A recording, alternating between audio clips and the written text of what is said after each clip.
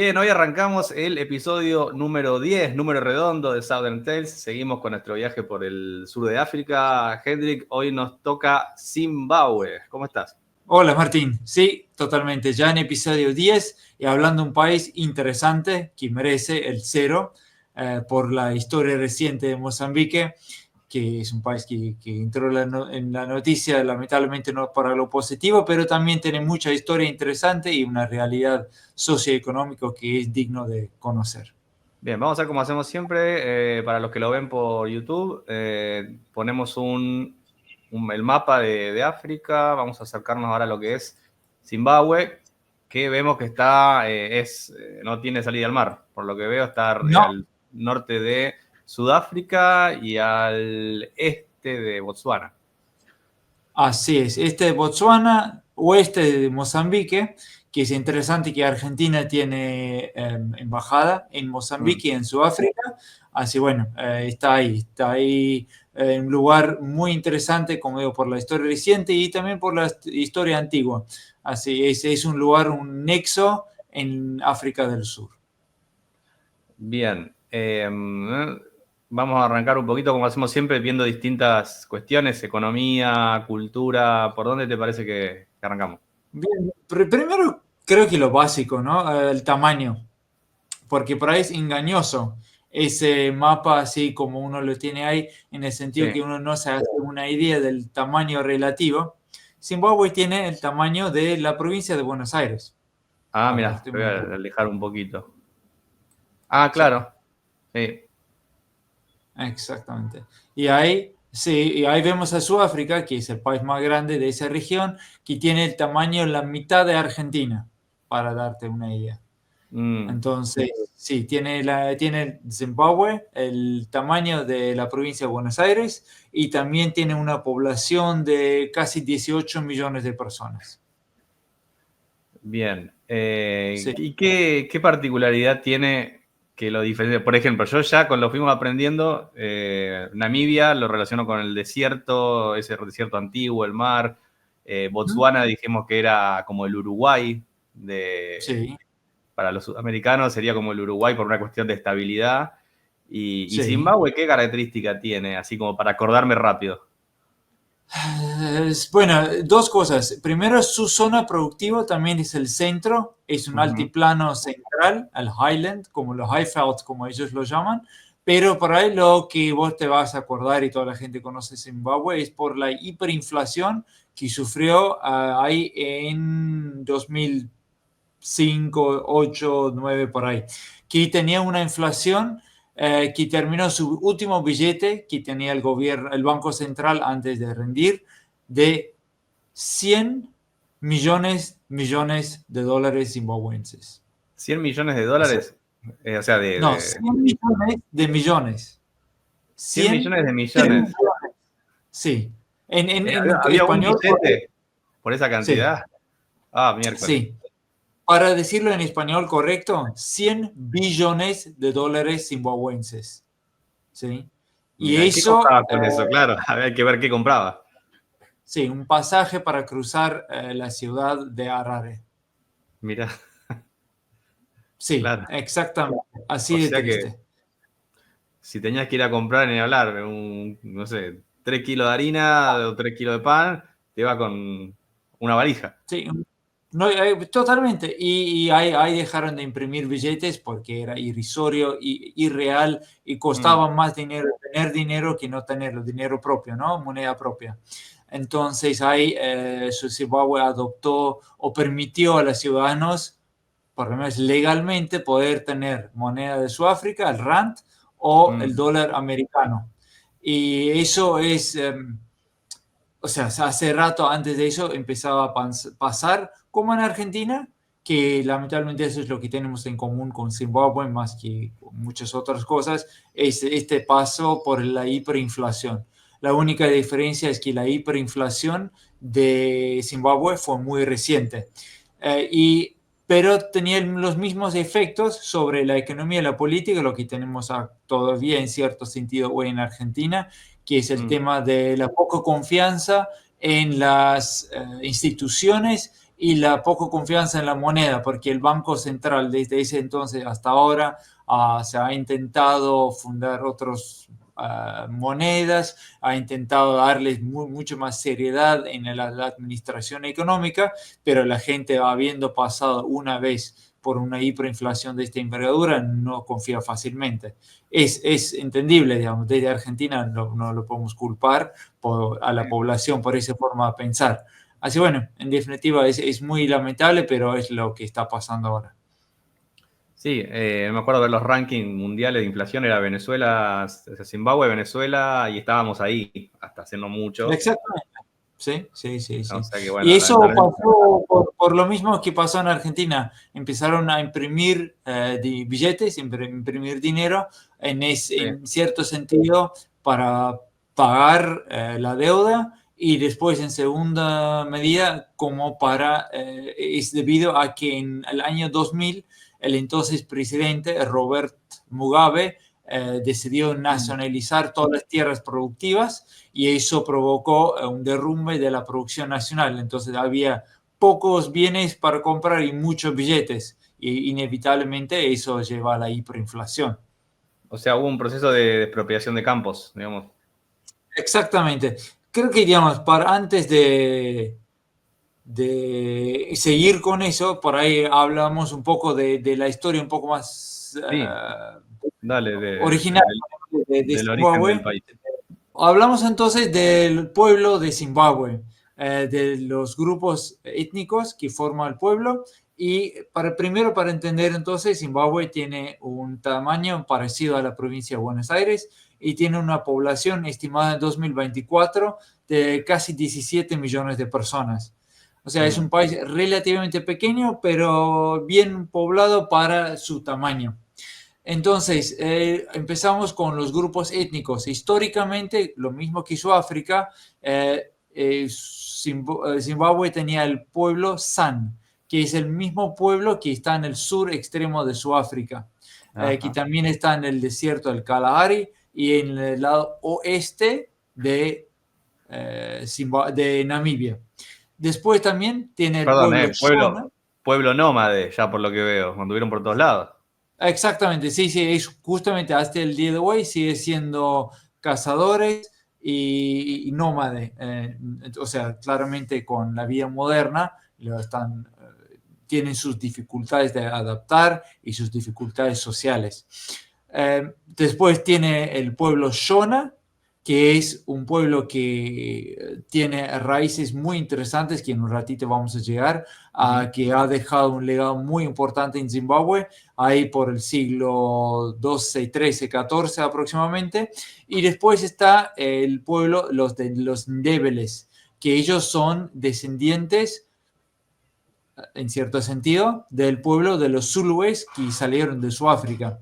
Porque hay que entender, nosotros llamamos a los países del sur de África como países con delimitaciones según nuestra cartografía, nuestra política, pero no por eso los pueblos originarios del sur de África se rigen por las mismas zonas sociopolíticos, entidades sociopolíticas como hoy entendemos el Estado.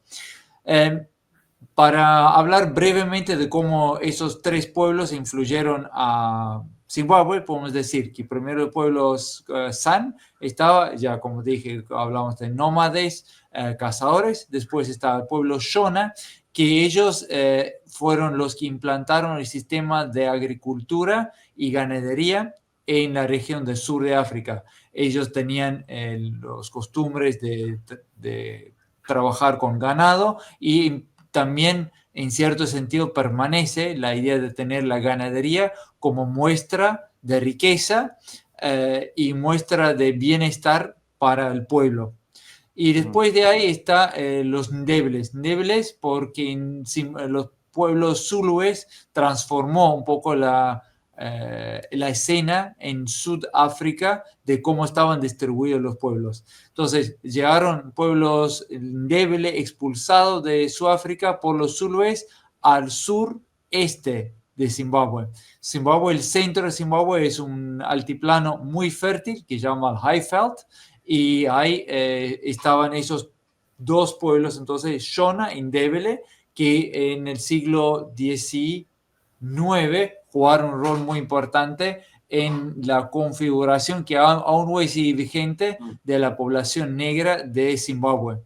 Pero antes de entender un poco por qué la política moderna está entre los Ndebeles y los Shona, también hay que entender a fines del siglo XIX estaba un personaje como Cecil John Rhodes, que con South African Mining Company ellos ingresaron a Zimbabue en busca de minería, riqueza minera y también en busca de tierras e instalar un gobierno colonial leal al rey y reina de Gran Bretaña. Entonces ellos formaron parte del Imperio Británico. Cecil John Rhodes es muy conocido y también decir, en cierto sentido, podemos decir, odiado en Sí, Sudáfrica claro. por toda la historia que ha habido, por las guerras que hubo en Sudáfrica, por los diamantes y por el oro. Pero bueno, eso llegaremos en su debido momento. Es suficiente decir que luego del éxito, desde el punto de vista del Imperio Británico, que tuvo Cecil John Rhodes en Sudáfrica, se expandió al norte y fundó una colonia nueva lo llama Rhodesia, Cecil John Rhodes, Rhodesia, o sea, bastante humilde el señor, que fue elegido su propio apellido como nombre de esa colonia, pero ellos lo hicieron más que nada, no tanto por la riqueza minera de Zimbabue, sino al final del día de una distribución totalmente a favor de los colonos europeos en la tenencia y el trabajo en la tierra. Los Shona y los Ndebele fueron solo permitidos trabajar las tierras en ciertas zonas delimitadas. Y eso en cierto sentido es lo que marcó la historia de Zimbabue aún después de la independencia. Podemos decir que este sistema colonial continuó hasta 1965, o sea, bien terminado la Segunda Guerra, ya entrando en el mundo creado por Estados Unidos, y los blancos de Rhodesia declararon la independencia en 1965, o sea, los blancos de Zimbabue se declararon independiente de Gran Bretaña, unilateralmente. Solo brevemente, que estas cosas me gustan, para mí enriedo, pero brevemente hay que entender desde su mirada, Gran Bretaña estaba cayendo a pedazos. El Imperio Británico, después de la Segunda Guerra, no era más tal cosa. Entonces empezaron a desvincularse de todas sus colonias en África, de entre los cuales estaba Zimbabue. Entonces, la idea no era declarar Zimbabue independiente a favor de los colonos blancos, sino llegar a una independencia negociada, pero por esta declaración del entonces gobierno de Zimbabue, gobierno colonial, declararon la independencia de manera unilateral y después empezó a iniciar inmediatamente guerras de los pueblos indígenas, los movimientos de libertad nacional, así llamado en ese momento, porque hay que entender eso fue el contexto de la Guerra Fría, y ahí está uno de los líderes de eso, fue Robert Mugabe, que efectivamente en 1980 se convirtió en el primer presidente negro de Zimbabue. Pero en el acuerdo de paz que firmaron en 1979, había una cláusula que decía que las tierras de la propiedad privada de Zimbabue se tienen que respetar por 10 años. Entonces, la reforma agraria, que conocemos bien acá en Sudamérica, que normalmente se da después de la independencia, no fue rápido ni fácil, sino que tenía este tema legal que lo bajaba, digamos, la eficiencia, la velocidad del cambio, por lo menos por 10 años. Y después de los 10 años, cuando eso terminó en 1990, ya Mugabe estaba bien instalado en el poder y tenía todos los vicios de lo que puede pasar con un presidente que no tenía necesariamente necesidad de llamar a elecciones democráticas. También estaba el tema de la Guerra Fría, estaba todo mezclado y no había un país realmente libre, un nuevo Zimbabue, porque Zimbabue, recordamos, después de la independencia se cambió de nombre de Rodesia a Zimbabue. Pero Mugabe fue una figura súper central en todo el desarrollo sociopolítico de Zimbabue, porque primero empezó como líder guerrero y después primer presidente y luego como presidente vitalicio, básicamente, de Claro. Zimbabue. Y ahí está, antes hablamos de la expropiación de los campos. Eso empezó en el año 2000. Mugabe intentó modificar la constitución a favor de algún interés que él tenía y no lo logró. Entonces ahí, para volver a tener el apoyo del pueblo, apoyo popular, declaró la nacionalización de los campos de los blancos para darle a los excombatientes de la lucha de la libertad. O sea, una historia bien conocida de Sí. la manipulación a favor del supuesto pueblo, que en verdad era muy cínico a favor de los intereses para mantenerse en el poder. A ver si lo llevamos un poquito a la actualidad. Sudáfrica tiene un intento, ¿no? En este momento de nacionalizar tierras. No sé qué diferencia ves con eso que pasó en aquel momento. Bueno, en Sudáfrica justamente siempre la gente recuerda, porque esto de la expropiación en Zimbabue pasó a partir del año 2000. Entonces, siempre en Sudáfrica dicen, cuidado con la expropiación, que no es la solución a los problemas sí, que necesita obviamente reforma agraria. Entonces, Sudáfrica no ha caído en eso, no ha habido nada de expropiación de campos en Sudáfrica, pero el gobierno recientemente aprobó una ley que legaliza la expropiación de tierras. Entonces, si el gobierno quiere hacerlo, lo puede hacer, pero tiene que hacer con una supuesta excusa de que es a favor del bienestar o intereses nacionales. Sí. Pero la realidad es que con estos ejemplos, y hay un par más en África, se supone que los gobiernos no van a empezar con la expropiación de tierras, porque Sudáfrica ha tenido varios intentos de reforma agraria con muchos planes apoyados por el gobierno.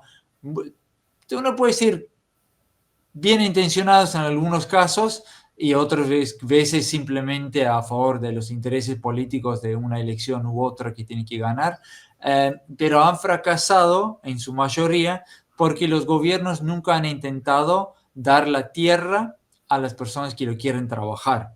Fue meramente reforma con la necesidad estadística y política de decir, tanto por ciento de la tierra ahora estaba en manos blancos y ahora está en manos de productores negros. O sea, tiene un Y poco de populismo, digamos, de sacar el título y después se hace o no se hace, pero el título está y me da voto. exactamente. Y ha funcionado, como dije, en el sentido de que algunas elecciones han ganado, porque siempre cerca de las elecciones empiezan a hablar de la reforma agraria y la necesidad de eso.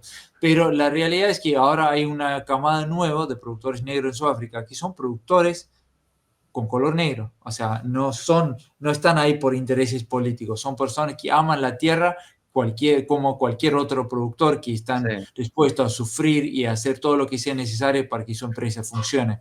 Esos son los productores que están recibiendo muchísimo apoyo de todos los grupos étnicos sociales de Sudáfrica, porque está el interés de todo ciudadano de Sudáfrica que haya una clase de productores que emplea personas que sean primero económicamente viables y después desarrollan sus economías locales.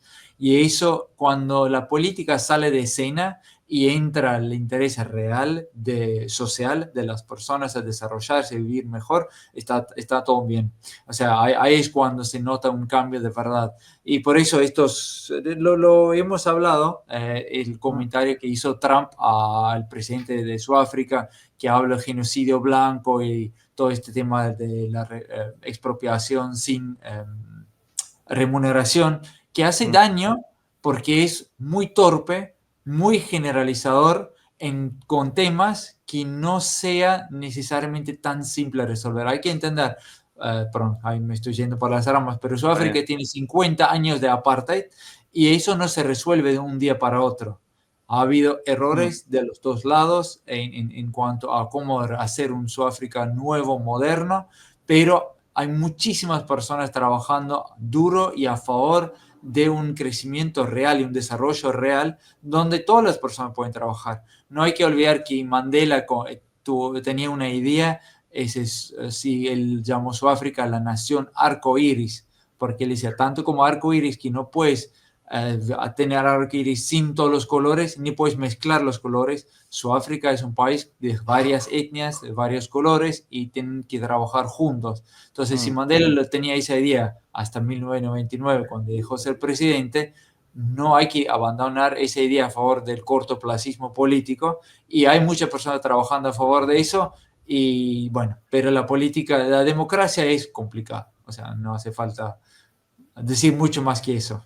Bien, y ahí volviendo a Zimbabue, entonces, comparado con Sudáfrica o con el resto de África, el tema racial está hoy en día, ¿cómo está? Bueno, Martín, gracias por salvarme a mí de mí mismo, porque estos temas me apasionan. Zimbabue, racialmente, güey, te puedo decir que han visto el fracaso de la idea de la expropiación sin remuneración. Zimbabue ha tenido muchísimos problemas internacionales por la manera en que hicieron la expropiación. Solo para graficar, la expropiación fue tan brutal y tan desorganizado que llega un grupo de personas armadas a tu campo, te dicen, tenés 20 minutos para salir de acá con lo que puedes llevar en tus manos. Mm. Si no salís, te matan. O sea, así. No, no, además, claro, Entonces, te matan, o sea, no no, joden. no. Entonces, ahí así fue drástico. Entonces, Zimbabue incurrió en muchísimas sanciones internacionales, muchos problemas, pero ahora están empezando a pagar las deudas a las personas que fueron expropiadas así de esa manera. Entonces, y están cuidando a los que quedan muy pocos, pero están cuidando a esas personas porque la economía necesita funcionar. O sea, estas personas emplearon un montón de personas, han desarrollado sus grupos, sus sociedades. Entonces, no estoy acá para decir quién tiene razón, los buenos y los malos, pero la economía funciona sobre confianza. Y si no hay confianza, nadie va a producir. Entonces, hoy en día, Zimbabue tiene algunos productores blancos de los que se quedaron, pero mucho menos de lo que estaban. Y hoy en día le puedo decir, el tema racial en Zimbabue no es relevante, porque hay tan pocas personas blancas que el problema hoy moderno de Zimbabue pasa por la supervivencia económica. Y hay lo que hablamos antes, el tema de la moneda, que está súper devaluado. Bueno, Zimbabue está peleando hoy para que esa moneda tenga relevancia y circulación entre su propia gente. Pero bueno, antes de sucumbirnos acá a la depresión por los vaivenes políticos y los mal manejos, es interesante decir, los Shona, en sus antepasados, ahí por el siglo XIV-XV, desarrollaron una de las civilizaciones más avanzadas del sur de África, con construcciones de piedras que hasta el día de hoy perduran. Tenían una Ah, estructura gigantesca, ¿verdad? Tres de ellos que tenían diferentes significados y usos, desde el tema de simbología para los regentes hasta el tema de religiosos, como un lugar que tenían simbólicamente para guardar el grano, y unas paredes circulares imponentes.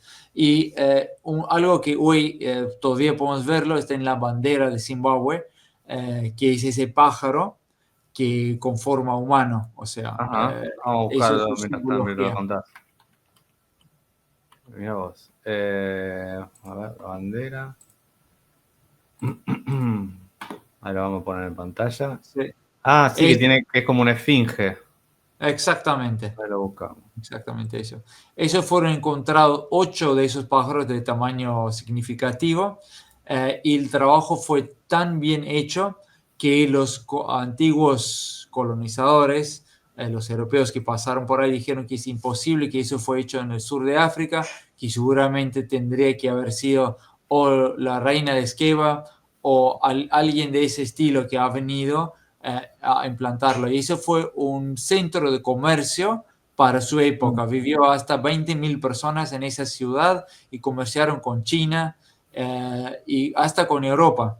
Entonces, Zimbabue hoy puede volver a ocupar un lugar así, digamos, usando el ejemplo por su región, por su ubicación geográfica, es lo que vos habías dicho en el principio, está como no tiene acceso al mar, pero está en medio de todos los países. Entonces, si está bien administrado, puede hacer de nexo comercial de todo el sur de África, puede pasar por ahí. O sea, pueden tener centro estratégico de logística, pero tiene esta historia reciente tan complicado con su economía, entonces claramente todavía no hay mucha inversión, pero la economía ha crecido unos 5% el año pasado, luego del 2023, que fue bastante catastrófico, pobre Zimbabue sufrió una sequía y después una inundación significativa, todo por la niña. La niña y el niño.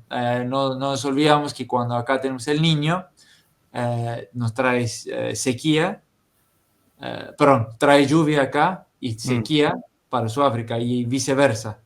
Claro. Entonces, Sudáfrica ha tenido, sur de África ha tenido lluvias cuando acá tenemos mucha sequía, pero demasiado.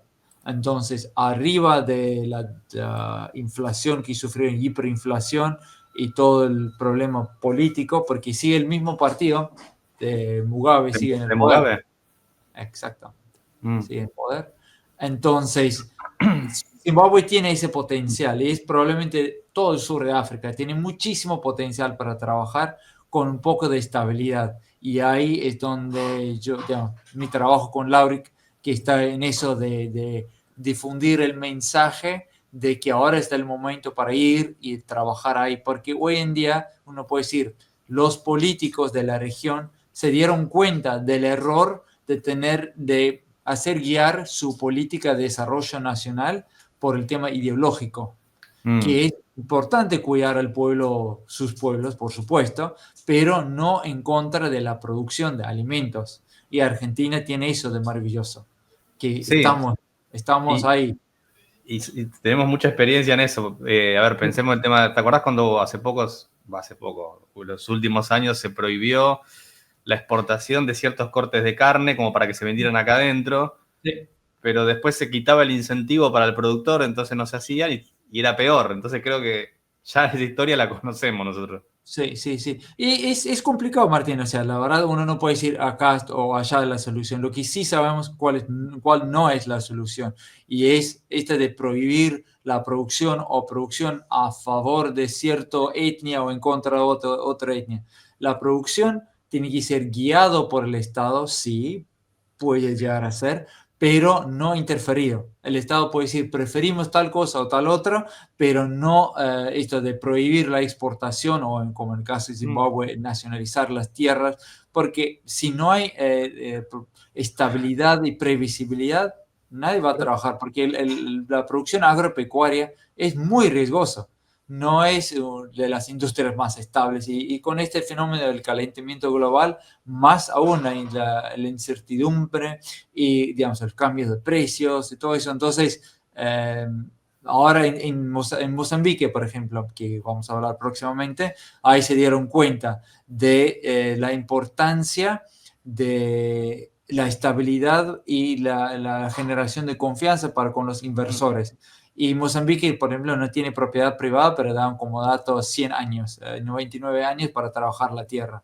Porque quieren que te establezcas. Entonces, vos vas a tener una relación con los políticos. Es conveniente tenerlo porque te quieren asegurar tener acceso a los mercados, la infraestructura. Más. Bueno, Zimbabue está en ese camino. Bien, sí, además esto de...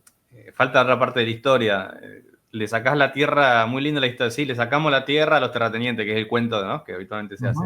Pero ¿a quién se la das? Y esa persona que viene, ¿tiene el incentivo para trabajarla? ¿Sabe trabajarla? De eso nunca se habla. Sí. Y acá tenemos un caso, sin entrar mucho en política, pero había este muchacho Grabois que tomó una parcela de un campo, ni siquiera para hacer una huerta, y no podían hacer crecer 2 lechugas.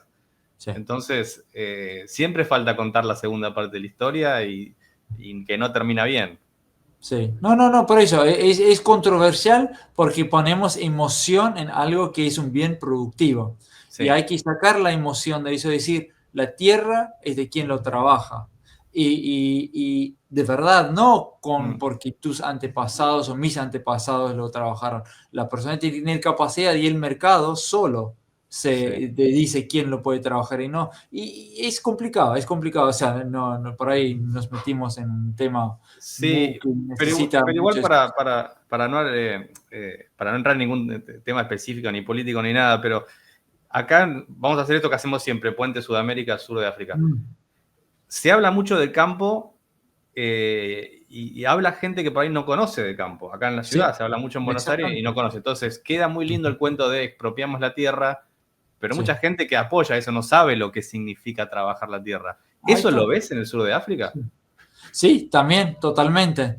Porque el campo, lo que tiene en todo el mundo, maneja muchísimo dinero. Un productor agropecuario, el dinero que pasa por sus manos, son Son volúmenes grandes. años de sueldo de un empleado de cualquier comercio o de una fábrica, que él manejan una temporada.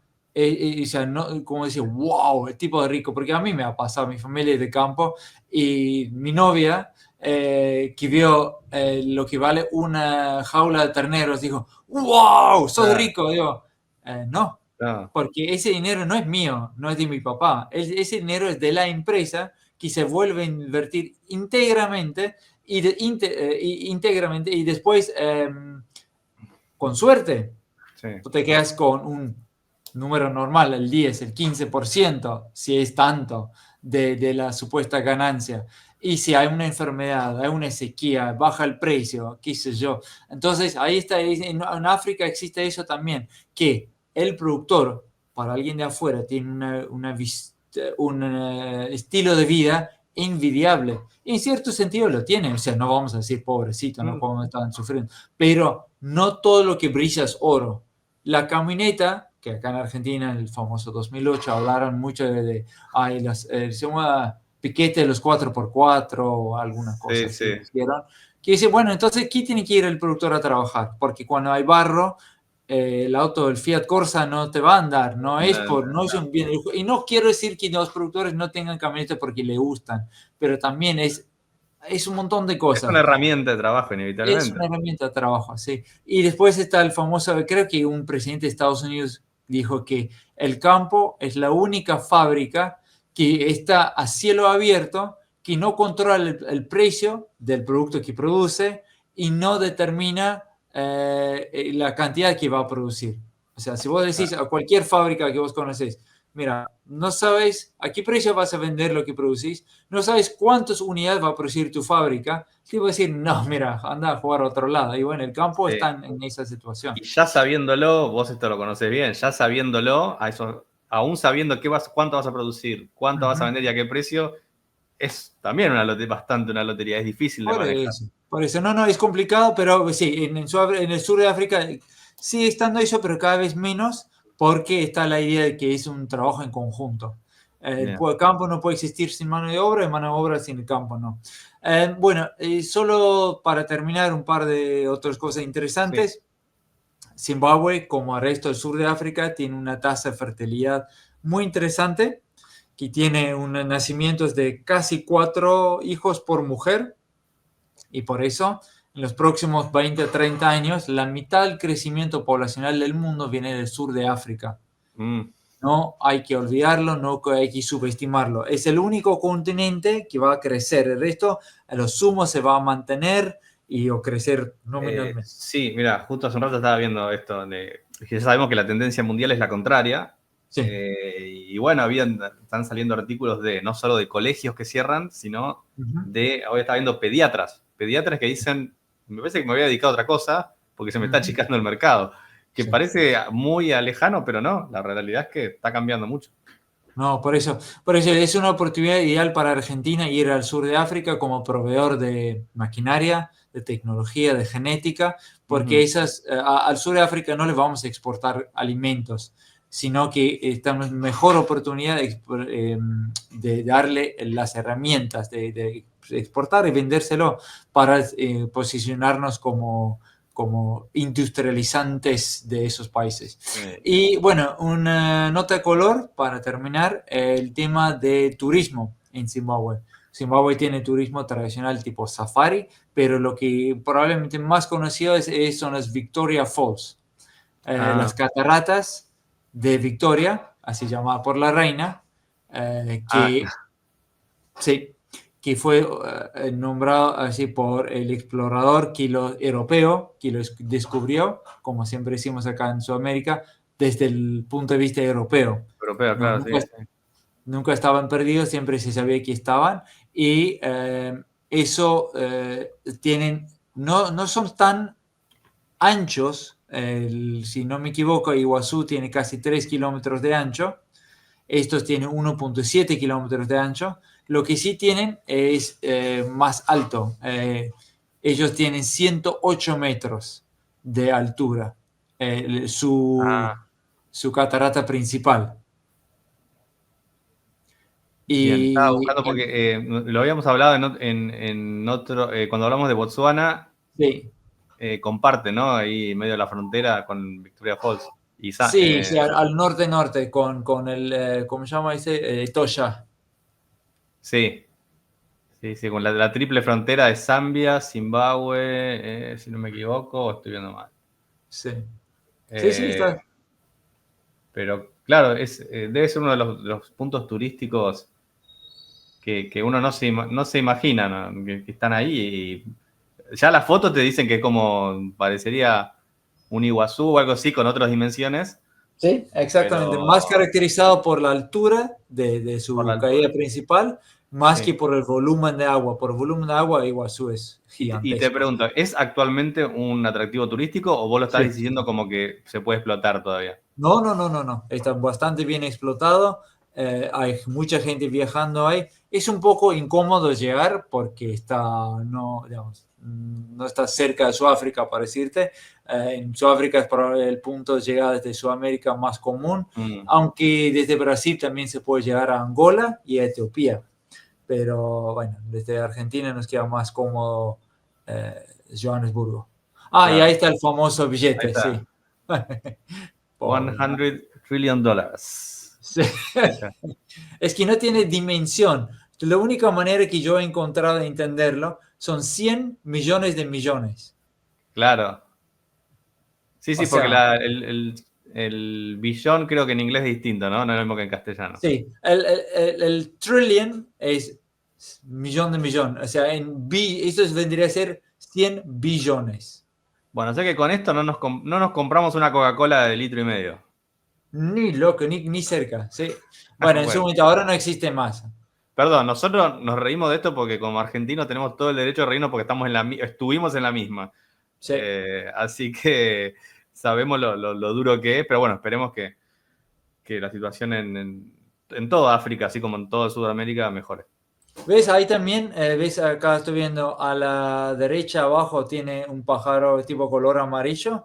Ah, sí, la famosa. Es de ese pájaro que encontraron ahí en esa ciudad de piedra. Bueno, como resumen, entonces yo me quedo con Zimbabue, eh, con la hiperinflación, con el Sí, billete.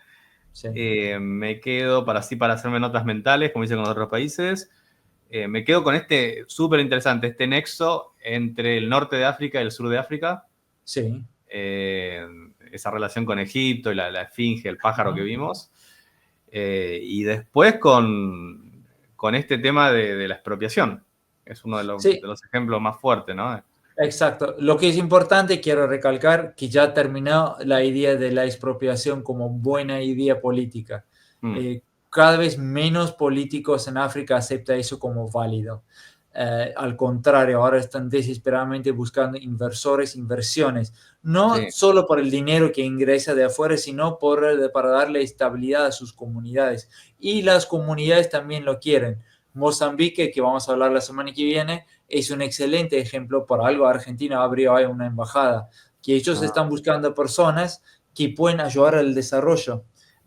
Porque, Martín, con lo mínimo básico, con más común que uno puede encontrar en Argentina, vas a generar un cambio productivo en esos países que son muy significativos. Entonces, es simplemente un tema de paciencia y obviamente seguir apostando, no solo en nuestro lado, que uno va a ir a hacer dinero, obviamente es una inversión, pero también de los líderes surafricanos de no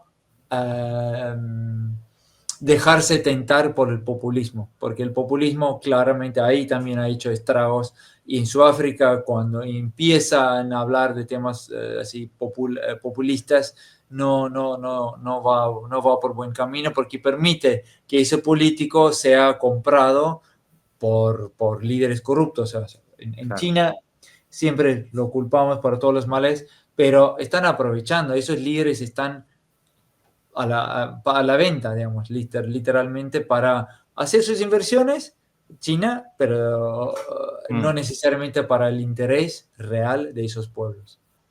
Excelente, nos vemos entonces en la próxima. Capítulo va a ser el episodio 11, ya Sí. ahí con Mozambique. Y terminamos la parte continental y después nos vamos para Madagascar seguramente.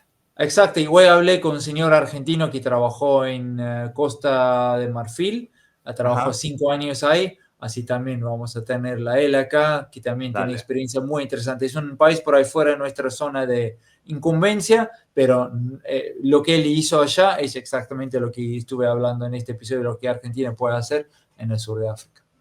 Genial, nos vemos la próxima. Chao, Martín.